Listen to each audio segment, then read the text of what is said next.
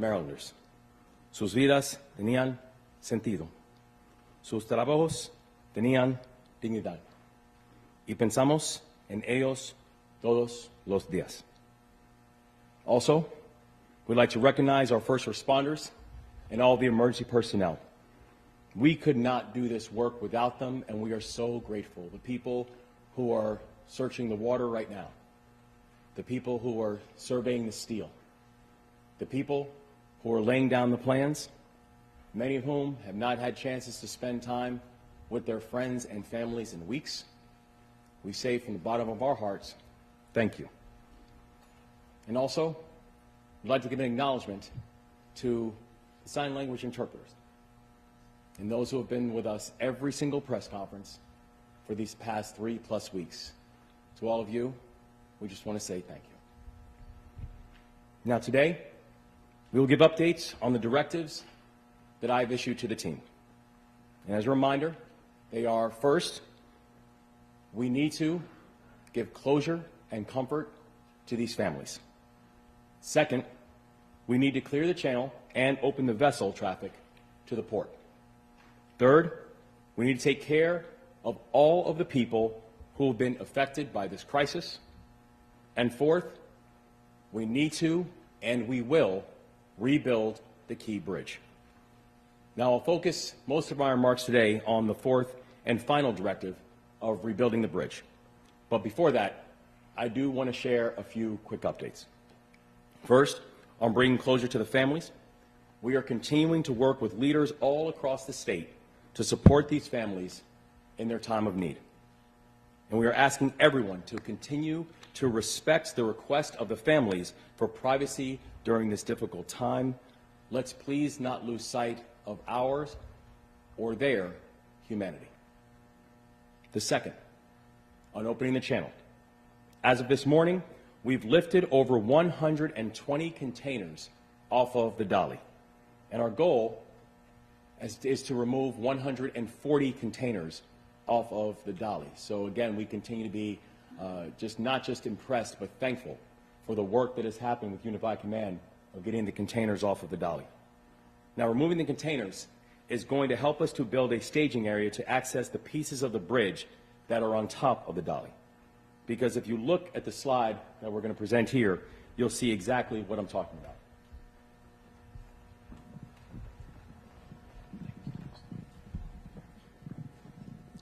So as you see here, this is the image that we have of the Dali with the ship sitting on top of it. And just as a reminder, what we have here when we're talking about the enormity of the ship, every single one of these containers, when they are empty, they are about 1.5 to 2.5 tons. Every single one of these containers that you see. On the Dali, there are 4,000 of them. That is the size of this vessel, understanding the enormity of this ship. When we're talking about the Key Bridge that's sitting here, this piece of the bridge, the amount of weight that is sitting on the vessel, that is 3,000 to 4,000 tons of steel that is sitting on top of this ship. The remainder of the Key Bridge, as we all know, is then sitting inside of the Patapsco River. But 3,000 to 4,000 tons of steel is now sitting on the top of this bridge. Part of the operation that Unified Command is leading on now is the removal of some, not all, but some of the containers, so we can then go through the process of removing the truss from the bridge, so then you can begin the process of the refloat of the vessel and actually remove it from the channel. If we go to the next slide, this image is breathtaking because this is an aerial footage of what we're talking about. You see here that it's almost difficult to assess what's what. And that's what it looks like from up top. This over here is a piece of the Key Bridge that we mentioned before, upwards of the 3,000 to 4,000 tons. This is the road. That is literally the road from the Key Bridge that's now sitting on top of the ship. What you have here, you see the vessels that I spoke about, and again, the size, the weight of each and every one of these containers is staggering. You consider the fact that there are 4,000 of them. And this over here, you see, this is the bow. This is the front part of the ship just to give a sense of context of where it is and what it all looks like. But from up top, you can see just the level of complexity of this organization and the fact that we have over 80 assets that are inside the water, whether they be boats, tugs, et cetera, cranes that are working, and over 380 people that are working around the clock under unified command. So these images, I think, give a clear sense of the measure of complexity and of the enormity of the task that we have at hand.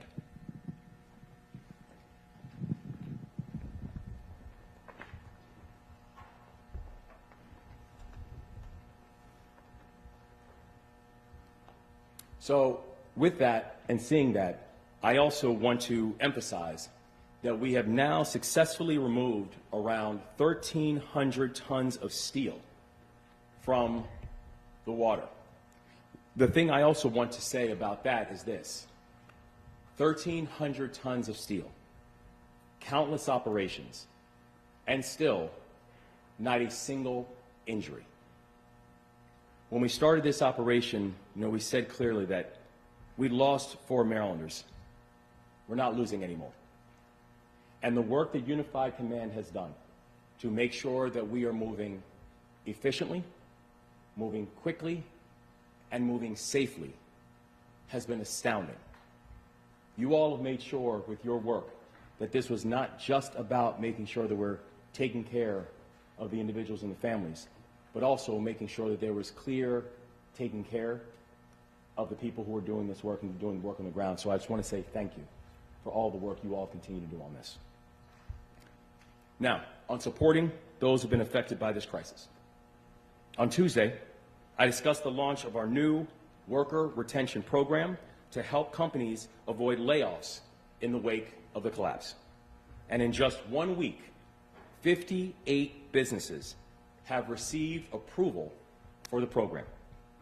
We've approved $4.54 million in assistance, which will protect the jobs of 824 Marylanders. And by the way, almost half of the awardees are minority business enterprises.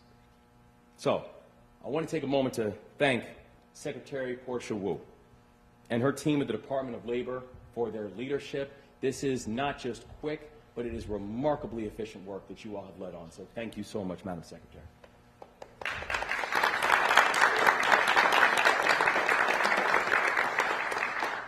And today, our administration is proud to be rolling out another program to support individual Marylanders. It is called the Port of Baltimore Worker Support Program, and it will be administered also through the Maryland Department of Labor. This new program will provide $430 in weekly relief to port workers who have lost pay and work hours due to the Key Bridge collapse. Our mission is to help as many people as we can during this difficult time, including port workers who have already applied for unemployment insurance benefits, including port workers who are receiving unemployment insurance, and including independent contractors and self-employed workers who are at the port and losing income because of the collapse. So, to apply for this relief, please visit labor.maryland.gov/portworkersupport. I'll say that one more time. Please visit labor.maryland.gov/portworkersupport. And look, we promised at the start of this crisis that we wouldn't just be communicative, but that we will be over-communicative. We said that we would make sure that people stayed updated. We said that we would make sure that people knew where to get their benefits. We said we will make sure that the community understands all of the next steps. And our commitment to that approach has not wavered one bit. And it's why we launched a website that provides all of those updates for federal, state, and local supports and more. So please visit response.maryland.gov/bridge to stay updated on our progress. Again, that is response.maryland.gov/bridge, so you can stay fully updated. Now, fourth, on rebuilding the Key Bridge. As I said on Tuesday, this is not about nostalgia. This is about necessity. You cannot have a fully functioning Port of Baltimore if the Key Bridge is not there. 39,000 vehicles traveled over the Key Bridge every single weekday before it collapsed. And by the way, when I mentioned that number of 39,000, we're not just talking about commuters. We're talking about longshoremen who take the bridge to work. We're talking about the truckers who haul cargo to and from the port. In 2020, $21.5 billion in commercial freight moved across the Francis Scott Key Bridge, and that is not just commerce for Maryland. That is commerce for every single part of this country. The Key Bridge is one of the central links along the I-95 corridor. If you want to move a shipment from Philadelphia to Petersburg, you probably depend on the Key Bridge. If you want to move your products from Washington to Wilmington, you probably depend on the Key Bridge. We're not just talking about a Baltimore monument. We're talking about a gateway from the north to the south for small businesses and for corporations. And that's especially true if your company is transporting hazardous materials. Because hazmat trucks along I-695 include everything from fuel to lithium batteries to cleaning supplies. These trucks are not allowed in tunnels. The Key Bridge was one of the only ways that they could move along the I-95 corridor. So now, each and every one of those hazmat trucks are now being forced to take alternative routes. So for example, we know that some trucks that are carrying fuel, the fuel trucks that we all rely on, their commutes now are almost an hour longer. And many of these hazmat trucks, by the way, are owner-operated small businesses. People that we know that time distance is a very real problem. These economic consequences of the bridge collapse are staggering, and I'm not the only one who thinks this. To my left, we are joined by leaders in business, in union, in nonprofits. These leaders in all these industries, they represent over a dozen different industries. They represent over 35,000 Maryland employees. And all of them agree that rebuilding the Key Bridge is not just a local priority. Rebuilding the Key Bridge is an economic imperative. Many of the leaders here belong to our Maryland Tough, Baltimore Strong alliance. The folks who have raised their hand to continue to build support for Maryland's recovery. The people who you see here have been on the front lines of Maryland's economic strength for years, and today all of them are saying with one collective voice, we need to work together to reopen the port, and we need to work together to rebuild this bridge. And I couldn't be prouder of our state's response in this moment. And I couldn't be prouder of this team. And I want to say to all of our leaders in the private sector and the public sector, governments, nonprofits, to each of you, I want to say thank you for showing what it means to be Maryland tough and Baltimore strong. Thank you.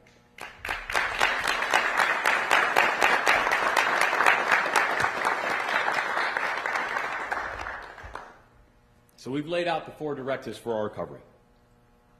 But I do want to be clear, we cannot win this moment without addressing every single one of them. We are going to bring closure and comfort to these families. We are going to clear this channel. We are going to support everyone who's been affected by this crisis, and we are going to rebuild the Francis Scott Key Bridge. I know we are going to get this moment right because we're choosing to work together.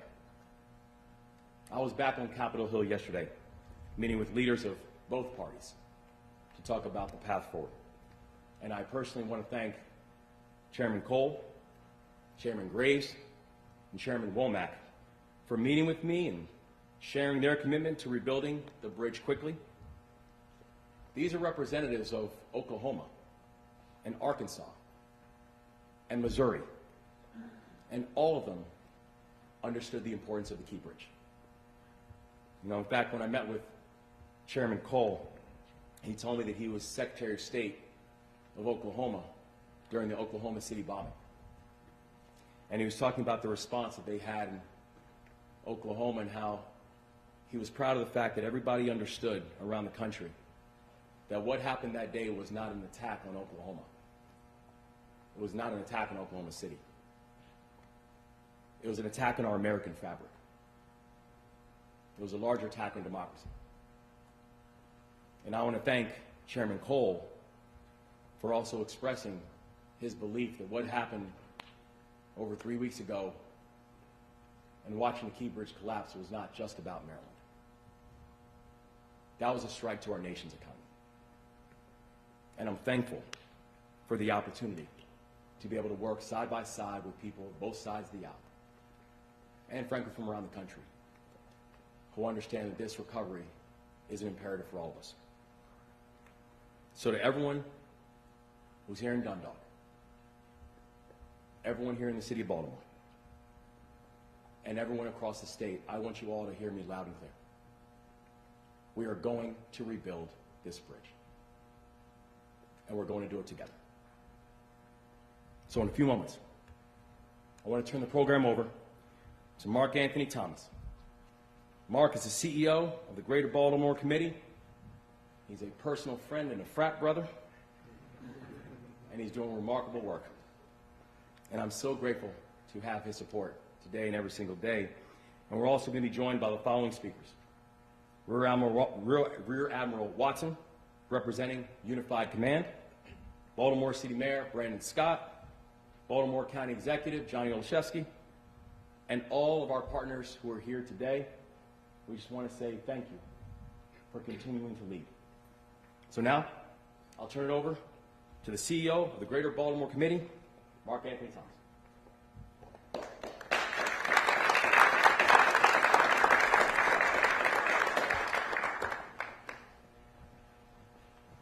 Good afternoon.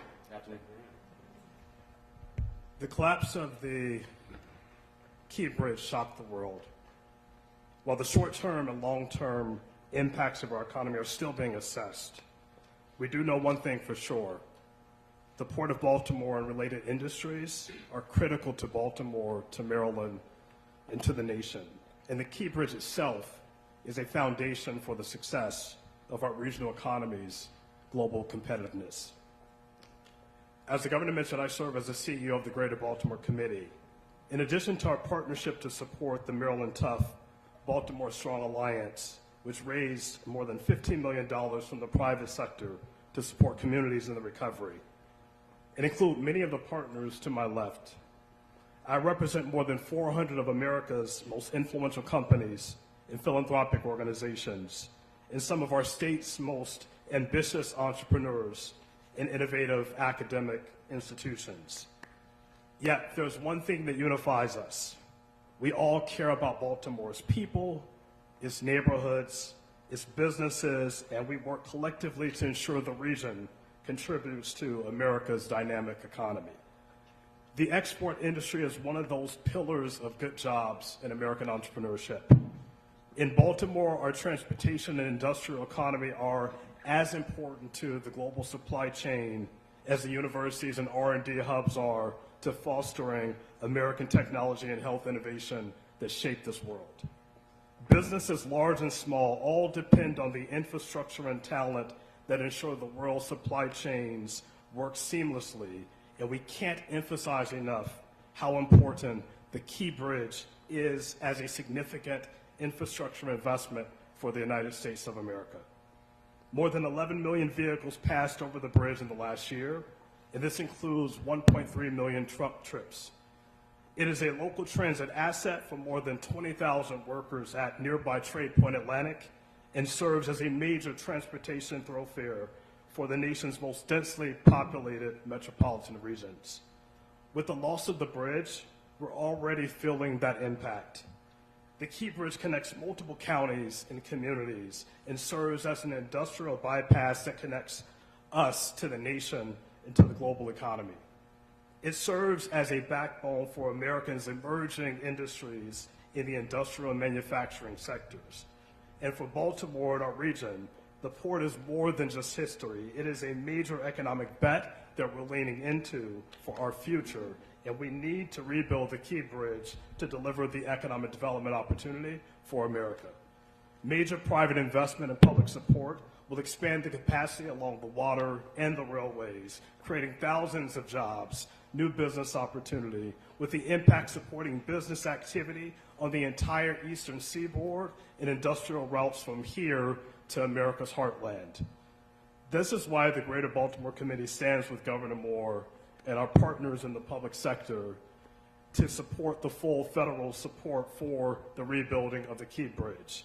The commitment from the federal government will enable us to continue to aggressively pursue our region's ambitions and ensure that the Baltimore port and transportation industry leverages our unique assets to contribute to the growth of the global export economy. And so I couldn't be more proud to be here to support this effort. Thank you.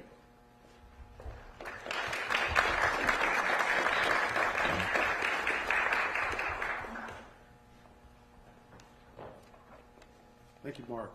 Governor. Good afternoon, all. I want to first begin by again extending our heartfelt sympathies and condolences to all the families, friends, loved ones, and all impacted by this tragic incident. Unified Command continues to make great progress, restoring navigation, restoring commerce in this great port. To that end, we shared with you all earlier this week that we had removed 2 of the larger submerged sections from the waterway. And I'm proud to share that we are actively removing yet another large section from the waterway. I believe we're rigging it up right now. So we're excited about this work. This is great news as it keeps us on track to open the limited access channel by the end of this month. With respect to removing the ship, we continue to remove containers and debris from the bow of the ship to allow us access to finally safely remove the bridge segment from the bow that's lodged against the bow and to subsequently refloat the ship. With respect to our work to remove debris otherwise from the waterway, we are committed to that work, and the state has been instrumental in aggressively going about this work. The key takeaway is that we continue to make great progress. And we are proud of our effort. We're proud of the teamwork of this unified command team. And we thank you all for your continued support as we do this critical work to restore navigation, to restore commerce in this great port. We thank you.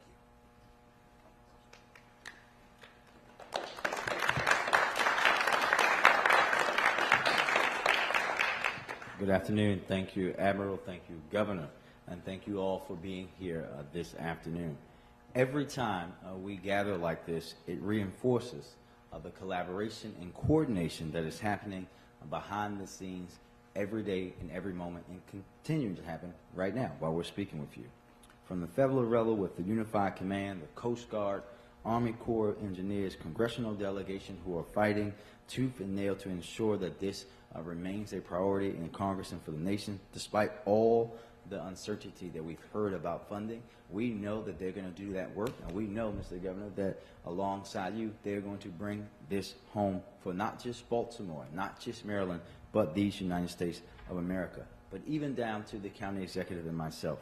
We are all working together each and every moment to meet not only the moment, but the goals that have been set to reopen the channels by the end of this month and next month, the larger channel, and to deliver badly needed support to the families who lost loved ones and those port workers who remain and continue to face the brunt of this tragedy. We cannot forget a true and hurting fact. There are still 2 Marylanders lost and still waiting to be returned with their families for closure. We won't lose sight of that, and we will not rest until we bring them home. And I know that everyone here shares that feeling deep in their heart. As we approach the fourth week of this effort, for many families impacted and more and more bills continue to come. I want to reiterate that for Baltimore City residents, in addition to the great work that the governor and team have laid out today, city government is here to help in any way that we can. We have utility bill, water bill, and rental assistance available for those directly impacted by the closure of the port. Applications for the wage subsidy program for impacted businesses remain open, and we're looking for ways to expand that investment. And in partnership with the state, we're continuing to support the Maryland Tough Baltimore Strong Fund. I know there are many additional services from the small businesses, from the federal government, down to things at the local level. Please make sure that you visit the website and take advantage of every single one of them. That commitment will stand now and for as long as we have to be there for our businesses, for our people, for those families, as we rebuild to be a better city, a stronger state, and will make this country even stronger. And that will continue in the way that we have done since the very first moments of this tragedy, in total collaboration with each other. Thank you very much. And with that, we'll go from the point guard to the center. I'll turn it over to County Executive Johnny Olszewski.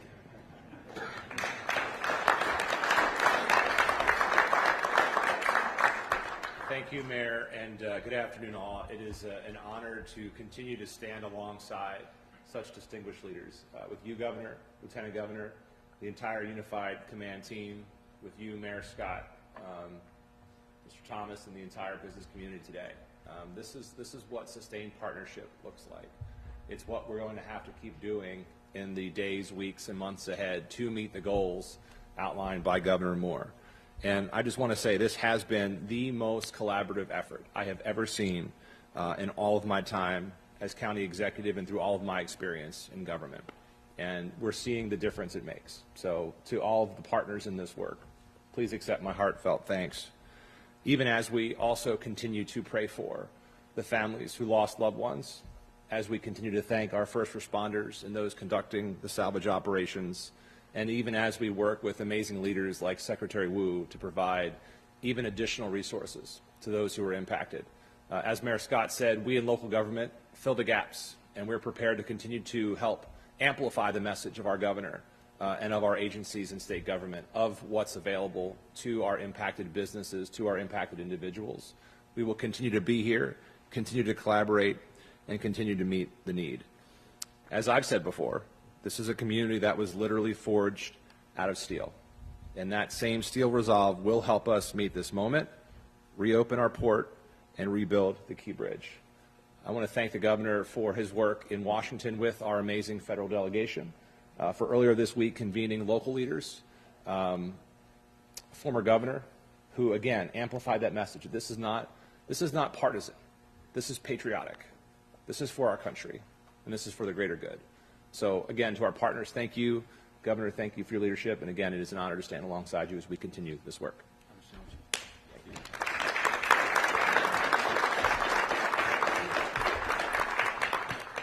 We're going to open it up to questions. Start with WBAL. Go ahead. Sorry. WBFS. Governor, with your meetings with the Biden administration and other lawmakers, has there been any more momentum in getting additional federal support? Has there been any, sorry? More momentum in getting additional federal support for rebuilding? Yeah, so we've been incredibly encouraged by the conversations that we have had with members of Congress, both in the House and the Senate, and members of Congress, both Republican and Democrat. You know, just yesterday, we were with Chairman Cole and Chairman Womack and Chairman Graves, all Republicans. And so the type of encouragement that we have received about people understanding the national urgency of getting this done, that we want to move with a measure of speed, that we have to be able to make sure that all four of the objectives that we laid out are accomplished. We've been encouraged that there has been a real level of momentum on Capitol Hill for that, and the Biden administration have just been absolutely remarkable partners, literally from the very first day and throughout. So we're encouraged, but we also know that that the work will continue. Baltimore Sun.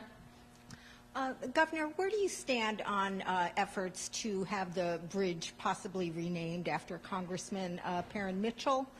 Do you favor that? Are you open to that, or would you prefer that it remain the Francis Scott Key Bridge? I understand that these are important questions.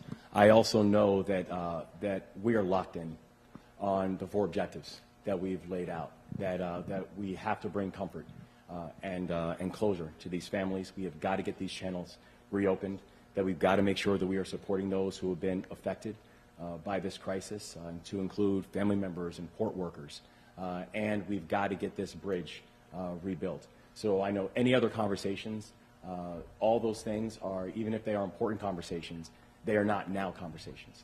But our focus is on making sure we accomplish the 4 objectives first. One more question from the Sun. Yes, this is a question for maybe Rear Admiral Watson or Colonel Purchason. I have a question about once the bridge is removed from the dolly, would you guys be backing it straight back, or will it be moved to the larger channel before you move it? And another quick question, how many pieces will you have to break down that bridge to remove it from the ship? Okay, so just to make sure I understand, you're asking how many pieces is it gonna require to remove the span that's on top of the dolly, and what's gonna happen to the dolly when we remove it? So the first thing that we're focused on is opening the temporary limited access channel. And right now we're removing the wreckage that's wrapped around the pillar that's across from the dolly. It's really important to get relief to the port first. At the same time, while all this is going on, there's a tremendous amount of planning and engineering that's taking place to work on how we're going to remove that massive span that's on top, laying across, and on the side of the dolly. You also got wreckage that's on the other side as well, and we have to do this very safely. So the coordinated demolition, the controlled demolition of that span is being planned right now. And it's going to require significant cutting because it's such a large span. But once that wreckage is removed from the dolly, we're going to go through a refloating sequence that's very intricate, but that's all in planning right now as well. And the vessel is going to be returned to a location in the port of Baltimore where it'll be assessed for final disposition by the shipper. Any other questions? MAR? Thank you. Governor, so we heard last week from the attorneys for some of the victims' families and one of the survivors that the survivor said he did not get, and any of the construction crew did not get any verbal warning or any type of warning. I know in the days after the collapse, Secretary Wiedefield and you both talked about, you were asked about early warning systems and whether that might be a thing to consider in any future bridges and also currently existing bridges. Can we get an update on that? Is that something that's you think is feasible? Yeah, I know that, well, there is an active investigation that's going on right now as to what happened immediately as the ship was coming in, and also in the moments directly after. And I know that there are thorough investigations, and we want those investigations to be speedy and thorough, and we'll have a better understanding of what exactly happened. We also know that safety is paramount. And so everything that we are talking about when it comes to the rebuilding of the bridge, anything that when it comes to how we're going to and how we need to fortify all elements of critical infrastructure in the state of Maryland, the #1 gating criteria has got to be safety. And so I think any options that are going to make sure that the people of this state are safe are options that we are going to consider and look to implement. Next question, you go back to, sorry, Stephen, in the back. The mic is on that side. Give me 1 second. Hi. I know that there are some organizations locally that are helping crews of the Dolly and other crews that are on the cargo ships still stuck in the port. Is there any support from state or even federal support that you're looking to create that specifically helps them, or anything like that? You said specifically ones who are still on the Dolly? Yeah, the Dolly and the other cargo ships that are still stuck in the port. Yes. So we have been in consistent communication with the folks who were there, and know that they are in good health and good condition. We also know that we're going to stay in consistent communication with them and anyone else who is within the channel in the moment. It's right behind. As far as getting the piece of the bridge that's on the dolly off, I know you said that that was being staged and planned right now. What is the timeline for that? When do you expect to get that bridge piece off, and how long should it take? Okay, so I just want to make sure we're clarifying. So the parts of the wreckage that are being rigged right now are across from the vessel. They're wrapped around the pier. So I know the last few weeks we were talking about the large span that was, again, across from the vessel. But if you look at the, I don't know if we have a picture of it, but if you look at the pier that's still intact, not the pier that the vessel took out, that's embedded inside the vessel.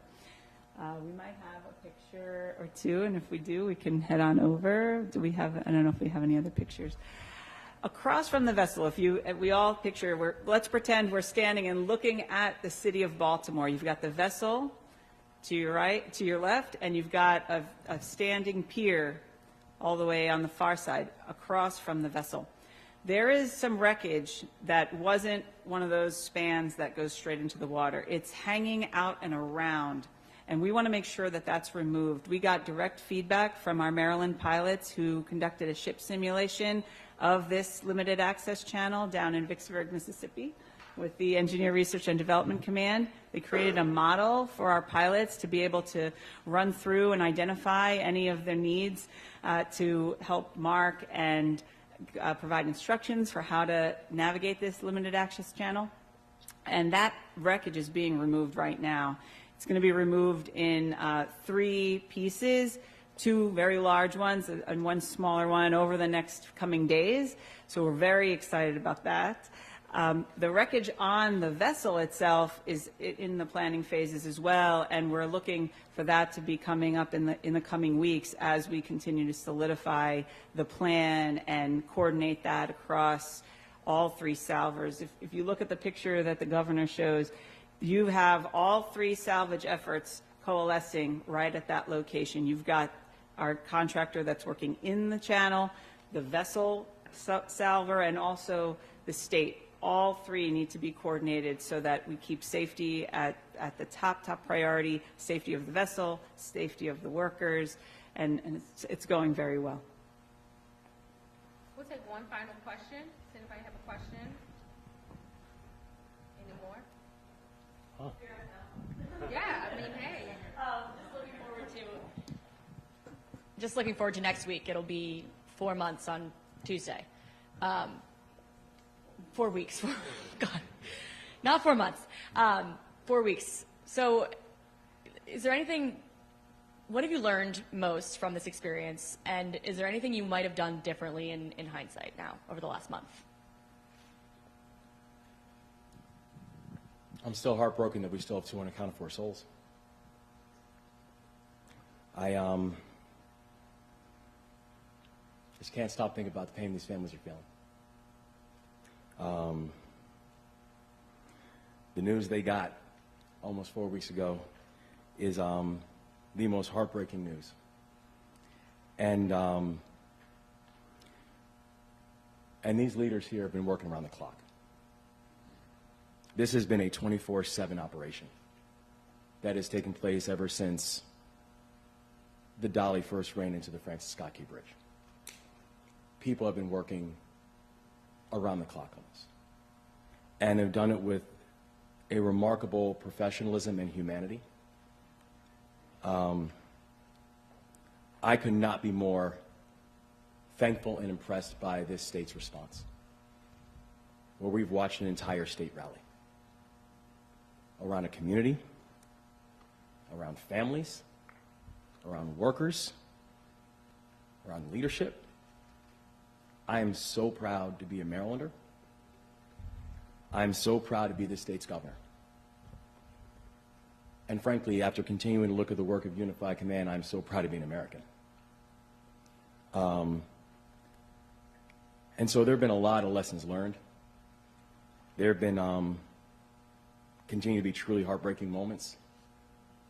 There have been moments that I know for all of us, our chests have just been swelled with pride in watching how remarkable this team and this response has been, how coordinated, the local leadership, and the mayor, the county executive, all the teams. But the thing I cannot and will never shake is we've still got 2 souls who are unaccounted for. And we will never, ever, and their families will never leave our thoughts and our prayers. Thank you all. That concludes the press conference. Thank you. Thanks, guys.